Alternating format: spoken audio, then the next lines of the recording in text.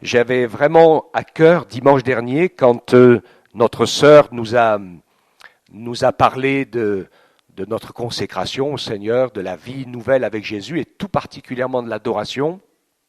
J'avais vraiment envie d'aller plus loin dans cette explication de l'adoration en esprit et en vérité. Donc je vais essayer de continuer un petit bout de chemin.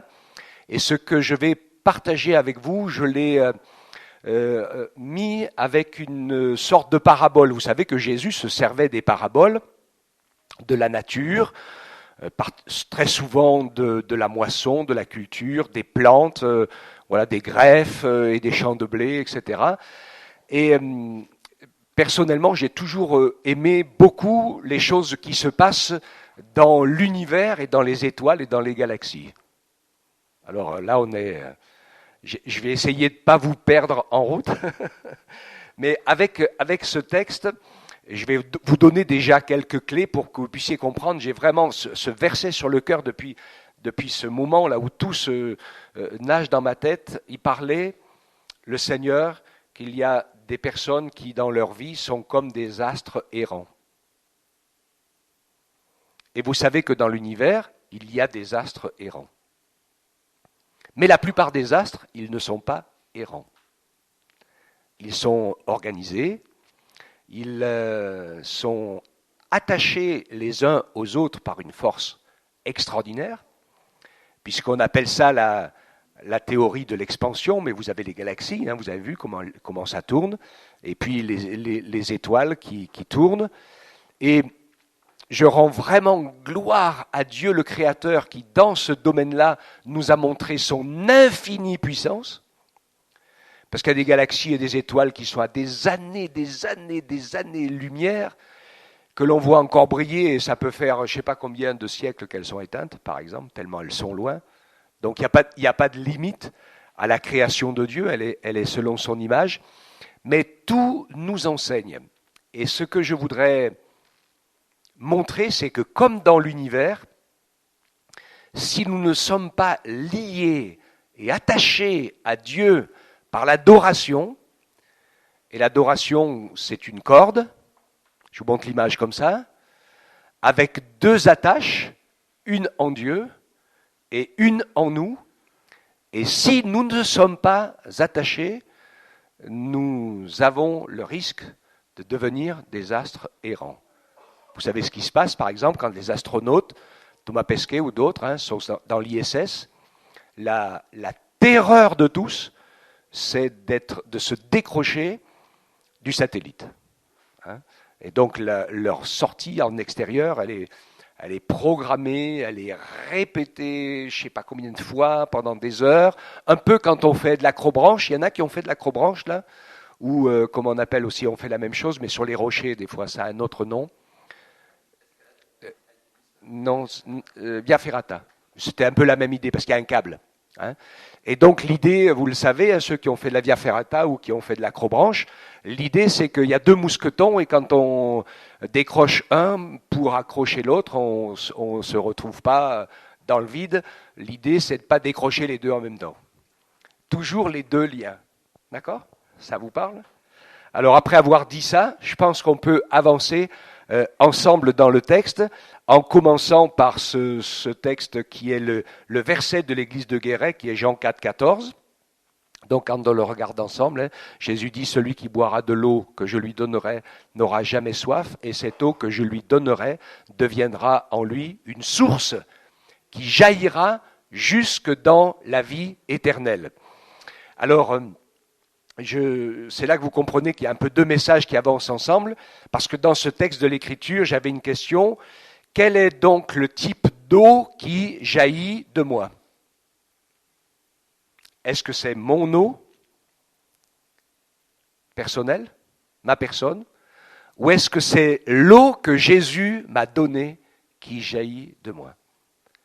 Pour que l'eau qui jaillisse de moi soit celle que Jésus m'a donnée, il faut absolument que je sois connecté, ancré avec lui, d'accord ? Qu'il y ait de l'adoration, c'est-à-dire une communion avec le branchement de départ avec Dieu, le branchement d'arrivée avec moi, bien attaché, et pas de nœud, dans le tuyau et pas de trou non plus. Ok ? Parce que c'est dans cela que va nous entraîner l'adoration. Et bien sûr, Jean 4, 23, mais l'heure vient, c'est maintenant, où les vrais adorateurs adoreront le Père en esprit et en vérité, car ce sont de tels adorateurs que le Père recherche. Amen. Alors, nous allons voir que cette adoration, en fait, est la recherche d'une communion intime. Et dans la semaine, je parlais avec les gens et je disais, Seigneur, mais ça va dans le sens du message de ce matin, mais vous allez comprendre, délivre-nous de la prière, entre guillemets, religieuse, et apprends-nous à parler et être en communion avec toi, et à écouter quand toi, tu nous parles. Parce que finalement, les hommes ont transformé, c'est pour ça que je veux toujours appuyer sur ce mot prière, ils ont transformé ce mot prière en un acte religieux où on accomplit ses dévotions pour être agréable à Dieu. Mais Dieu, il n'a pas besoin de dévotion. Il veut de l'adoration, et l'adoration, c'est d'avoir compris que je suis mort et que je suis un astre errant si je ne suis pas en communion avec lui et si je ne dépends pas de lui. Amen. Alors il y a des choses comme ça, je reviens dans mon parallèle un peu astral, avec les gens qui ont fait une mort clinique ou autre, et qui se retrouvent tout d'un coup partir dans un grand tunnel, au bout duquel ils voient une grande lumière. Et ils se rendent compte qu'ici, tout est dans cette zone de cette grande lumière, tout est agréable, tout est amour, et il n'y a plus le lien et les attaches du péché. Seulement, à ce moment-là, tous ceux qui parlent, ils sont revenus. Après, il y en a qui connaissent le Seigneur Jésus, ils ont été un peu dans ses bras, ils ont discuté avec lui, et puis le Seigneur leur a dit, écoute, c'est pas fini, donc retourne. Je me rappelle de certaines discussions, il y a des témoignages qui sont incroyables. Mon beau-frère, il a vécu ça en faisant des voyages humanitaires, ils ont eu un accident, pas lui, mais ceux qui étaient partis de son église, et il y a quelqu'un qui a fait une mort clinique dans l'accident, parce que je ne sais pas s'il y a eu une remorque qui s'est décrochée ou quelque chose comme ça. Et mon beau-frère priait de toutes ses forces et de tout son cœur, il dit, Seigneur, tu ne peux pas le laisser mourir, parce que c'est un témoignage de ce qu'on fait pour aider les autres, et ça tournerait, ça virerait en mauvais témoignage. Et il est resté assez longtemps dans le coma, et puis il est revenu, le Seigneur l'a ramené, ce qui a été une occasion très, très, très froissante entre mon beau-frère et cet homme. Parce que le Seigneur lui a dit, ceux qui sont à côté de toi et qui travaillent avec toi te rappellent, ils ne veulent pas te laisser partir, donc tu repars. Et quand il est arrivé, qu'il est sorti du coma, il dit, qui c'est qui m'a rappelé ? Christian lui dit, c'est moi. Tu pouvais pas partir dans des conditions comme ça, c'est pas possible. Il en a voulu, il lui a crié dessus, il l'a incendié, il a dit, mais j'étais bien où j'étais, c'est pas possible, tu pouvais pas m'y laisser. Et non, après il s'est radouci quand même, et puis il a compris qu'il avait peut-être encore d'autres choses à apprendre et à faire sur cette terre. Mais il était tellement bien qu'il voulait pas. Alors ça, c'est pour tous ceux qui connaissent le Seigneur. Les autres, ils sont revenus avant. Et je voudrais vous dire quelque chose. Vous définir l'astronaute perdu, c'est celui qui a coupé les liens avec son satellite. Et l'homme ou la femme perdue, c'est celui qui n'est pas lié avec Dieu. Parce que Dieu est dans l'univers, son univers est infini, et quand on donne sa vie à Jésus, et on va voir dans les détails de l'adoration, quand on se lie à lui, et c'est douloureux de se lier à lui, parce que c'est un lien qui doit se tisser pour nous lier à Dieu par le Saint-Esprit et qui nous fait souffrir pour nous détacher du péché, qui lui veut nous emmener dans la perdition. Mais celui qui part sans avoir été attaché à Dieu, eh bien, il va être perdu pour l'éternité, loin de Dieu. Astre errant, dans le remords éternel de ne pas s'être attaché au Seigneur. Voilà pourquoi le Père recherche non pas des religieux, des croyants ou des gens qui font des dévotions, mais il recherche des adorateurs qui l'adorent en esprit, parce que c'est par là que ça commence, et en vérité. parce que je confesse en esprit et par ma bouche que j'aime Jésus de tout mon cœur, de toute mon âme, de toutes mes forces, et que je veux faire de lui le premier de ma vie. Ça, c'est dans mon esprit. Ici, je ne vous parle pas du Saint-Esprit, parce qu'il est toujours là, et tout se fait par lui, bien sûr, avec un grand E. Mais je vous parle de la décision de mon esprit à moi, pour le suivre. Mais vous savez comme moi, parce que vous êtes comme moi, qu'entre cette décision de mon esprit et la réalité de mon corps, dans mon corps, je reconnais que le Seigneur n'est pas toujours le premier. Je ne sais pas vous. Là, il vit un grand moment de solitude, personne ne dit rien. Oui. Et que, il y a des fois, je ne fais pas, c'est ce que je veux dire. Je ne fais pas, je ne vais pas où Dieu voudrait que j'aille. Je suis parfois rebelle et pas assez obéissant. Et parfois, je vis ma vie et pas assez en recherche, etc. Et puis ça peut aller très très loin, évidemment, parce qu'on peut, avec son corps, ensuite faire des choses qui sont complètement déplaisantes et hors de la volonté de Dieu. Mais déjà, c'est pas de ça que je parle. L'apôtre Paul, quand il parlait de cela, il disait pas qu'il parlait pas de péché, parce qu'il ne péchait pas, mais il disait que sa chair l'entraînait dans des choses qui étaient contraires à ce que l'esprit voulait. Et qu'il y avait un combat entre les deux afin qu'il ne fasse pas ce qu'il voudrait.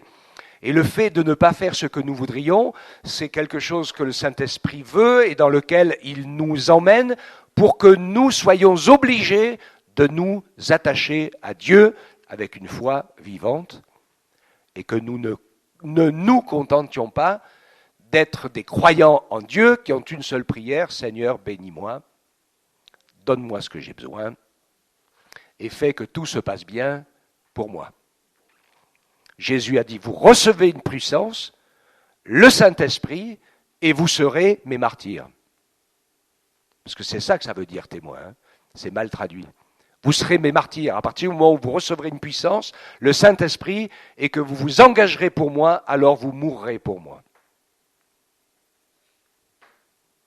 Alors Étienne, oui, tout de suite, il est mort pour lui. Mais même si on n'est pas persécuté et détruit, Jésus dit, la réalité de ce texte, celui qui veut sauver sa vie, eh bien, il la perdra. Mais celui qui perdra sa vie à cause de moi, eh bien, il la sauvera. Et martyr, témoin, mourir pour Jésus, eh bien, c'est simplement que c'est dans notre vie, on apprend, et par l'adoration, Dieu va nous y aider parce qu'il y a beaucoup d'amour dans l'adoration, il y a une relation d'encouragement, il y a une relation de joie, de bonheur et de paix, et que l'on peut prendre confiance avec le Seigneur qui ne nous arrivera pas des choses que nous ne sommes pas capables de supporter, et qu'avec l'épreuve, il nous donnera le moyen d'en sortir, d'accord ? Et donc c'est comme ça que le Seigneur veut que nous puissions marcher avec lui. Mais dans notre esprit, nous savons qu'au fur et à mesure que nous allons avancer, eh bien notre être intérieur, notre moi, notre personne va devoir lâcher prise, mourir, renoncer et permettre à ce que la volonté du Seigneur s'imprime dans ma vie au fur et à mesure. Et nous allons le voir, il va nous emmener ainsi dans deux directions, qui est une adoration à esprit. C'est l'exercice des dons spirituels et le fruit de l'esprit. En tout temps, Éphésiens 6, 18, par l'esprit, faites toutes sortes de prières, de supplications, veillez avec une entière persévérance, priez pour les autres, parce que dans ce lien avec Dieu, il y a un autre lien indissociable, c'est nos frères et sœurs et l'Église.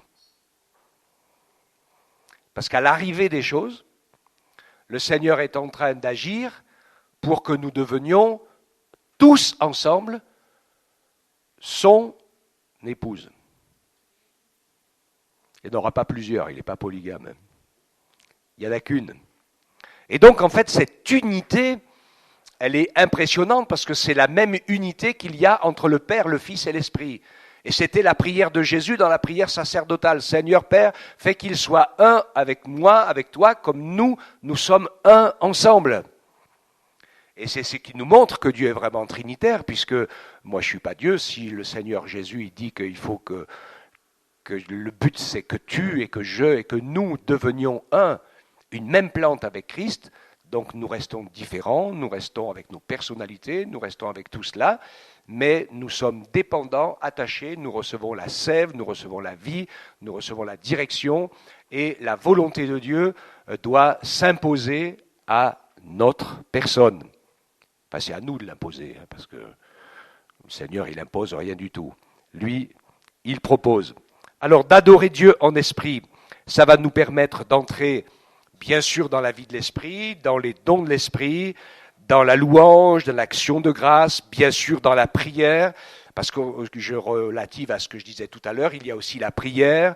La plupart du temps, elle est d'intercession, pas forcément prioritairement pour soi-même, mais c'est possible aussi, mais pour les autres aussi, ou ensemble pour nos besoins. La prière perso, dans le Notre Père, qui est un plan, ce n'est pas une récitation à faire, c'est un plan. La prière personnelle, c'est Seigneur, donne-nous notre pain quotidien. Elle est là, la prière perso. Donne-moi mon pain, si j'en ai pas, des habits, si j'en ai pas, une maison, si j'en ai pas, un travail, si j'en ai pas, et tant d'autres choses que peut-être je pense avoir besoin, une voiture, etc. Voilà, notre pain quotidien, c'est ça, c'est la prière pour moi. Mais tout le reste du Notre Père, il commence d'ailleurs par l'adoration, et il commence par la souveraineté et la grandeur de Dieu. Notre Père qui es aux cieux, que ton nom soit sanctifié. Alléluia. Donc là, on est dans l'adoration pure, parce que c'est lui qui est le plus grand. Et puis, on a la deuxième marche qui arrive tout de suite en second après, et qui correspond à ce que je suis en train de vous dire, j'espère pas trop maladroitement, ou que ta volonté soit faite sur la terre, comme elle est faite au ciel. Et nous, la première prière des croyants, c'est pas Seigneur bénis-moi, c'est Seigneur que ta volonté soit faite. Vous vous rappelez, la première prière de l'Église, qui commence à avoir un peu de... Il y a des gens qui se convertissent, mais autour, les autorités, tout ça, ils commencent à être pas contents du tout. Et la première prière qu'ils font, c'est pas Seigneur, arrête tout pour qu'il n'y ait plus de persécution, pour que tout s'arrange et que ça aille très très bien, que ça roule, etc. Non, leur première prière, c'est que Seigneur, malgré l'épreuve, malgré l'opposition, malgré la liberté que les hommes et les dominations ont, que Dieu n'imposera pas, n'opposera pas, puisqu'il leur a donné la liberté, de nous barrer la route par tous les sens, et bien malgré toutes ces choses-là, que tu puisses confirmer ta parole par des signes, des prodiges et des miracles, et que tu glorifies le nom de ton saint serviteur Jésus. Amen. Que ta volonté soit faite. Donc voilà la deuxième prière. Alors on est dans la louange, dans l'action de grâce. Dans cette adoration, je vous l'ai déjà dit, mais je le reprends, l'adoration, c'est de passer du temps avec le Seigneur, dans sa présence, sans avoir rien à lui demander.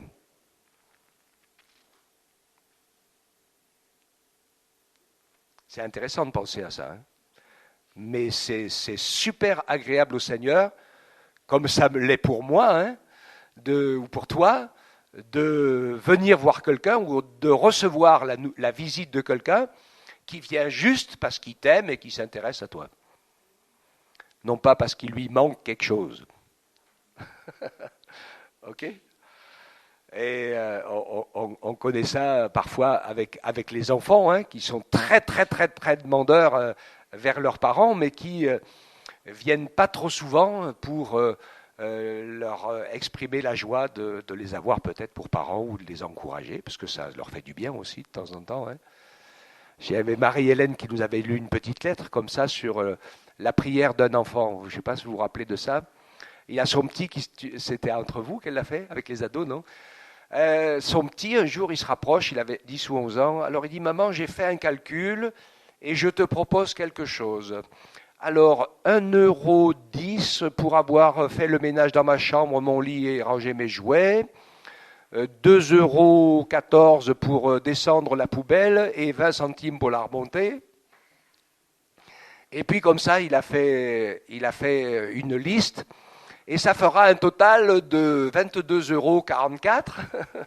Qu'est-ce que tu en penses ? Alors sa maman, elle s'est assise, elle a pris le papier, et puis elle a retourné la lettre qui n'avait rien d'écrit dessus, de l'autre côté, et puis elle a dit, pour 9 mois d'attente, cadeau. Pour 12 heures de douleur insoutenable, cadeau. Pour la nourriture que je prépare chaque jour pour vous nourrir, cadeau. pour toutes les nuits blanches que tu m'as fait passer, cadeau. Pour l'achat du vélo, pour tes 10 ans, cadeau. Et pour les inscriptions au club de sport et le collège, etc. Elle a fait une liste assez intéressante. Tout ça, c'est cadeau. Et elle lui a redonné le papier. Ah. Alors il a écrit en dessous, il a barré le chiffre en gros, puis il a mis cadeau. Ok. Donc adorer en esprit. Voilà. Et puis, bien sûr, alors, en esprit, c'est comme ça que le travail va se faire, parce qu'il n'y a que par l'esprit, par la lecture de la parole, je le mets dans l'adoration en esprit, il y a la lecture de la parole, il y a la méditation de la parole, c'est super important. Pierre disait dans sa deuxième épître, au chapitre 3, que est-ce que je fais dans mes lettres ou des paroles où se trouvent des passages difficiles à comprendre, où les personnes ignorantes et mal affermies tordent le sens, comme elles le font d'ailleurs du reste de toutes les Écritures, pour leur propre perdition. Donc lire la parole, car l'homme ne vit pas de pain seulement, méditer la parole, écouter la parole, les prédications, car Romains 10, 17 nous dit que la foi vient de ce que l'on entend, quand ce que l'on entend vient de la parole de Christ. Amen. Et c'est là que ça commence. Parce que c'est en vivant et en travaillant sur ces choses en esprit, parce que ça, quand je dis, j'ai classé dans la famille en esprit toutes les choses qu'on fait pour Dieu, qu'on n'a pas besoin pour s'habiller, se nourrir, s'asseoir sur son fauteuil et se coucher dans son lit. Et donc, ce sont les choses qui sont essentielles, parce que c'est par là que ça commence. On va recevoir de la nourriture, on va recevoir de la force, on va recevoir les liens du Saint-Esprit, on va être encouragé, et cela va nous permettre de pouvoir ensuite adorer en vérité, c'est-à-dire de manière pratique et concrète. En venant ce matin, vous avez, je l'espère, adoré 2 fois en vérité. Ou pas. Parce que peut-être pas. Si vous êtes venu juste parce que vous avez un problème et que vous dites au culte, Dieu va me bénir, je pourrai prier et j'aurai une solution, et puis il faut que j'écoute la prédication de la parole de Dieu parce que chaque fois ça me fait du bien, ça m'encourage, et comme ça, je repars plus fort.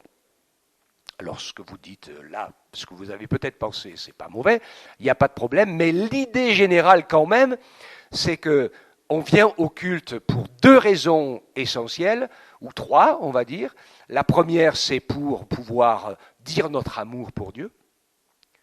Donc ça se traduit de manière pratique, parce que sinon j'aurais pu rester dans mon lit. Mais si je suis venu, donc je me suis levé, même si c'était difficile, hein, pas vrai Baptiste? Il n'est pas là, je ne sais pas. C'était compliqué.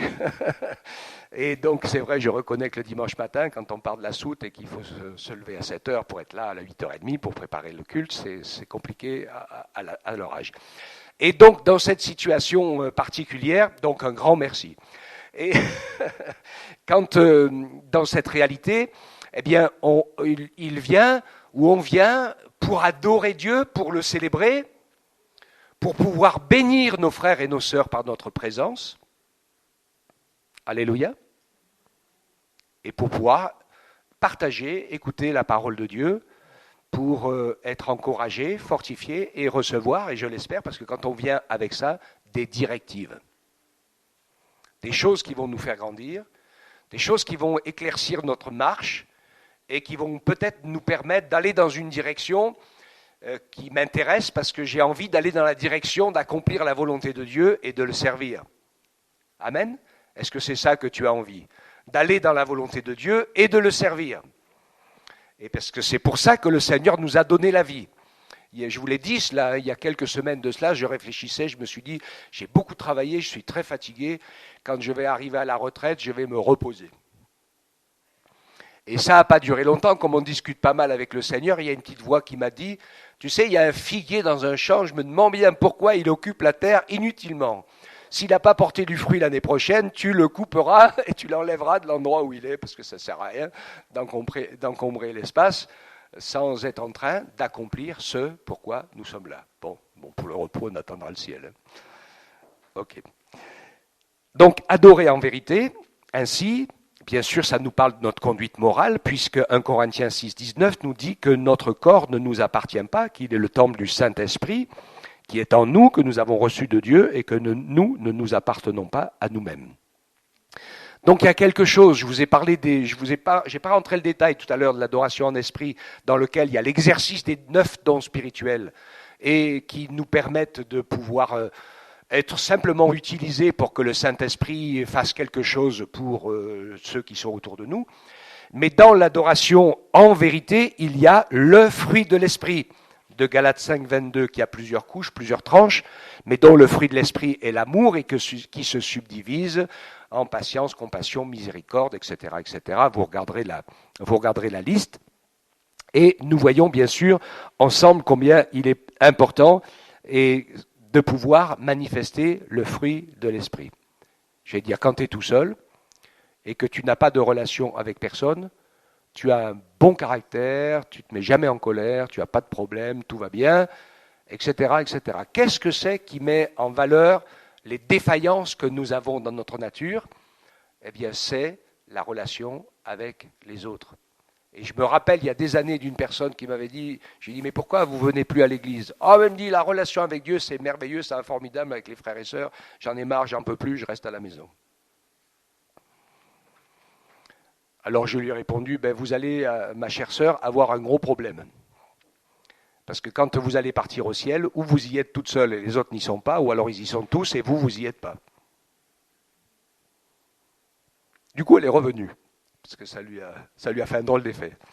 Parce qu'elle a vite compris en fait que ça serait pas comme j'ai dit, qu'elle y serait toute seule et que les autres n'y seraient pas.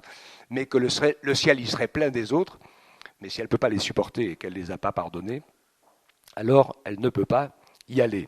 Et c'est pour ça que le Seigneur nous parle de la vie de l'Église, ensemble pour servir le Seigneur, qui est la vie, et c'est là que l'Éternel donne la bénédiction et la vie pour l'éternité, parce qu'il y a bien sûr ce lien fraternel essentiel qui se resserre, qui vient en évidence et qui devient fort, oui, qui est le fruit de l'Esprit, où Dieu nous apprend à aimer vraiment en toutes circonstances, même quand on n'est pas d'accord, parce que ça peut arriver aussi, mais il nous apprend à aimer. Donc donner de notre personne, donner de nos biens.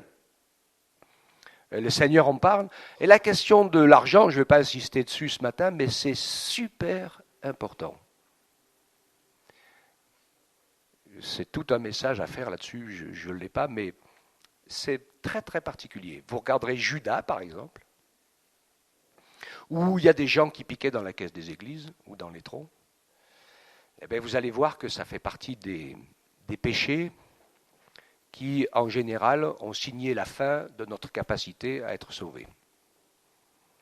Parce que quand on aime l'argent plus que Dieu, ou la vérité, alors c'est cuit. La plupart du temps. Et donc, vivre en sorte que Jésus fasse partie de notre famille et qu'il ait les mêmes droits que tous dans la famille, c'est complètement et absolument normal. Faire du bien à son prochain, c'est dans le fruit de l'esprit. 1 Corinthiens 12, 8. J'ai repris un peu quelques trames du message que vous avez fait il y a 3 ou 4 semaines. Dieu a établi dans l'Église, premièrement, des apôtres, c'est pour les fonder, et deuxièmement, des prophètes pour les conduire, des docteurs pour les enseigner, et puis il y a les dons des miracles, de guérir, de secourir.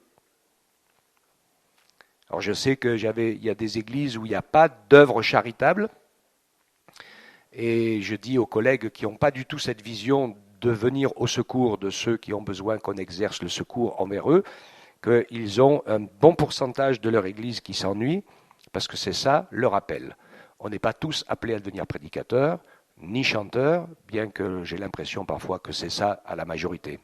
Donc j'ai l'impression parfois que c'est ça, et c'est très intéressant. Je vous parlerai une très prochaine fois du péché d'orgueil. C'est un truc incroyable que le Seigneur m'a montré pendant que Stéphanie prêchait.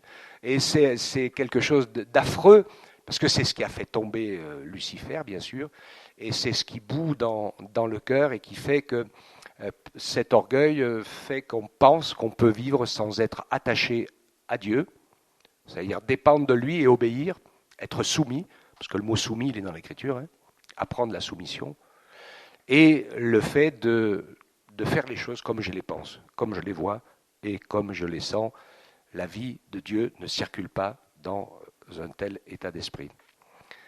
Donc faire du bien, pour être fidèle dans les choses toutes simples, en exerçant le fruit de l'esprit qui nous permet que notre caractère ressemble de plus en plus au caractère de Jésus, afin que, étant trouvé fidèle dans les petites choses, Dieu puisse nous en confier de plus grandes, c'est-à-dire entrer dans notre appel, notre ministère qui veut dire service, c'est-à-dire dans le domaine dans lequel le Seigneur nous a demandé de faire quelque chose et d'agir spécifiquement, puisque c'est dans le domaine des talents que Dieu nous a donnés, ou de quelque chose que son Esprit Saint a déposé en nous pour le servir. Amen. Que Dieu nous permette ainsi de pouvoir toujours jamais dissocier l'adoration en esprit de l'adoration en vérité, puisque c'est la preuve par 9, c'est la deuxième qui vérifie la première, et que le Seigneur nous permette ainsi de travailler à cette relation. Je veux vous dire quelque chose. Le Seigneur est toujours à côté de vous, en vous par le Saint-Esprit, il vous parle tout le temps, mais il ne parle qu'un seul langage. Murmure doux et léger, qui est la parole de l'obéissance, de la soumission et de son service. Ainsi, on rentre dans notre appel pour pouvoir avancer avec le Seigneur. Nous recevons une puissance qui nous permet de devenir ses témoins et de pouvoir accomplir sa volonté. Et c'est vraiment essentiel de comprendre cela, que Dieu veut faire de nous ses adorateurs et nous entraîner dans un chemin d'œuvre qu'il a préparé d'avance pour que nous les pratiquions. C'est notre école et c'est voulu par Dieu et il n'y a pas d'autre chemin, parce que le Seigneur pourrait faire le boulot sans nous. Hein. Tout à fait. Hein. Jésus, il s'est montré à plein de gens dans la nuit, dans un rêve, etc. Ils se sont convertis sans que personne, parce qu'il le fait surtout dans les endroits où quelqu'un ne peut pas aller leur parler de Jésus. Mais là où il y a des endroits où les gens peuvent aller parler de Jésus, il compte sur nous. Il le fait quand on ne peut pas y aller. Ça veut dire qu'il peut le faire. L'apôtre Paul, il s'est converti directement en voyant Jésus, et il a eu un arrêt violent quand même. Parce que c'était tout le contraire. Lui, il voulait détruire tous les chrétiens, cette espèce de secte qui était en train d'arriver et de détruire la religion de ses pères. Ça a été insupportable. Et tellement qu'il voulait protéger la religion de ses pères. Mais le Seigneur lui a ouvert les yeux.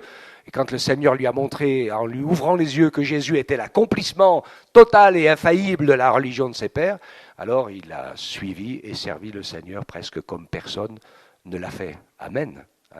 Et donc le Seigneur veut nous encourager ainsi à pouvoir le suivre.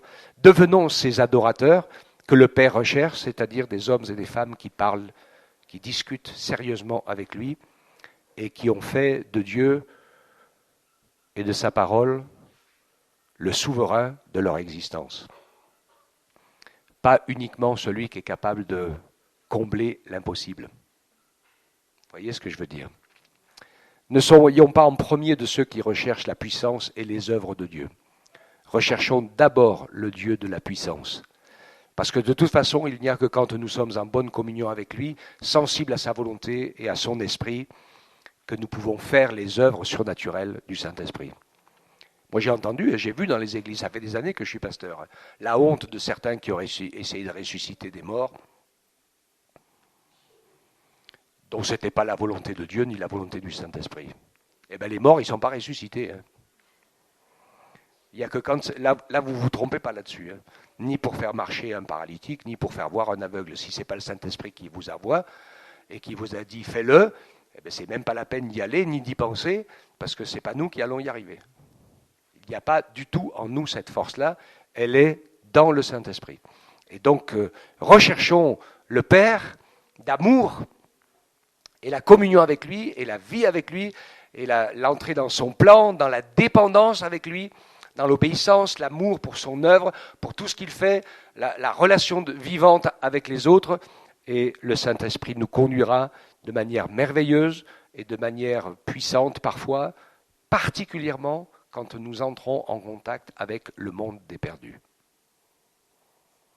Parce que le Seigneur n'a pas spécialement besoin de faire un miracle au milieu de l'Église pour qu'on croie. Il en fait, hein, et il en a fait, et je sais qu'il n'y a pas longtemps qu'il en a fait, et qu'il a fait encore. Mais ce n'est pas son œuvre principale, parce que le Seigneur, lui, il fait des miracles pour convaincre les incrédules, pour qu'ils croient en lui et qu'ils viennent à lui. Et les plus grands miracles, ils sont faits dans les périodes de réveil, chez des gens qui étaient athées, incrédules, ou qui doutaient, ou qui ne savaient pas, qui ne connaissaient pas Jésus. Mais j'espère que vous n'avez pas besoin d'un miracle dans votre vie pour être convaincu que Jésus est le seul, l'unique, le vrai, le chemin, la vérité, la vie, qu'il est votre sauveur, que vous l'aimez et que vous le suivez.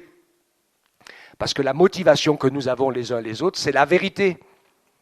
Et on ne vient pas à l'église pour chercher la bénédiction de Dieu, mais on vient à l'église parce qu'on aime la vérité et pour chercher sa volonté, pour qu'il nous aiguille sur le chemin où il veut que nous marchions pour le servir. Amen. Que Dieu soit béni, qu'il nous encourage ainsi et que nous puissions, vous allez vivre et on va vivre ces précieux, merveilleux moments dans l'adoration. Quand j'écoute les chants de Yann, je suis presque sûr qu'ils sortent tous de moments comme ça. Parce qu'il y a certains thèmes, on entend carrément le Saint-Esprit parler, et c'est comme ça que ça se passe quand on discute avec lui. Amen. Et donc c'est surnaturel dans le naturel. Vous n'avez pas besoin d'avoir une attitude spécialement pieuse ou quoi que ce soit, mais on a besoin d'avoir un cœur ouvert à la présence, à l'action du Saint-Esprit. Il est là. Il est en vous, il est à côté de vous, de moi, de nous, mais il faut que nous ayons un esprit d'humilité, de soumission et d'écoute. Sinon, nous ne l'écoutons pas.